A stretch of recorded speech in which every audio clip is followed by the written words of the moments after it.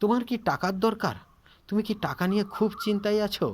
তাহলে জেনে রাখো, টাকা চাইলে তুমি টাকা পাবে না। পাওয়ার দিকে ঝোঁক দিলে করার নেশা টুটবে, করার দিকে ঝোঁক দিলে আপনিই পাওয়া ফুটবে। অর্থাৎ কোন পদ্ধতিতে, কোন স্কিল ডেভেলপমেন্ট করলে মানুষকে কিভাবে পরিষেবা দিলে টাকা আসে, এটা তোমাকে জানতে হবে। ওই স্কিলকে ডেভেলপমেন্ট করতে হবে এবং মানুষের পরিষেবা দিতে হবে। তাই টাকা টাকা করলে, টাকার চিন্তা করলে, দুশ্চিন্তা করলে টাকা আসে না। টাকা আসে তখনই যখন আমি মানুষকে পরিষেবা দিতে পারবো অথেন্টিক ওয়েতে, এথিক্যালভাবে এবং স্কিল ডেভেলপমেন্ট করে। বিনা পরিশ্রমে কোনো দিন কেউ আজ পর্যন্ত সফল হতে পারেনি। তাই পৃথিবীতে মানুষ তখনই সফল হয়েছে যারা কঠোর পরিশ্রম করেছে, যারা বুদ্ধিমানের মতো চিন্তাভাবনা করেছে, মানুষকে ভালোবেসেছে, মানুষকে পরিষেবা দিয়েছে, তারাই অর্থনৈতিক সমস্যার সমাধান করতে পেরেছে। তাই তুমি যদি টাকা চাও তাহলে কোন পদ্ধতিতে আসে?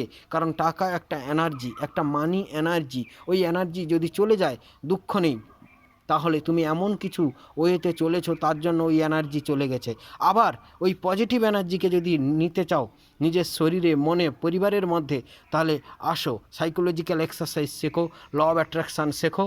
তাহলে অবশ্যই তোমার মধ্যে আবার মানি ফ্রিকোয়েন্সি কাজ করবে, মানি এনার্জি ভালোভাবে কাজ করবে এবং তুমি অনেক অনেক অনেক সুন্দর সুস্থভাবে থাকতে পারবে কম টাকার মধ্যে। তাই শেখো মানি ম্যানেজমেন্ট কেমন করে করতে হয়।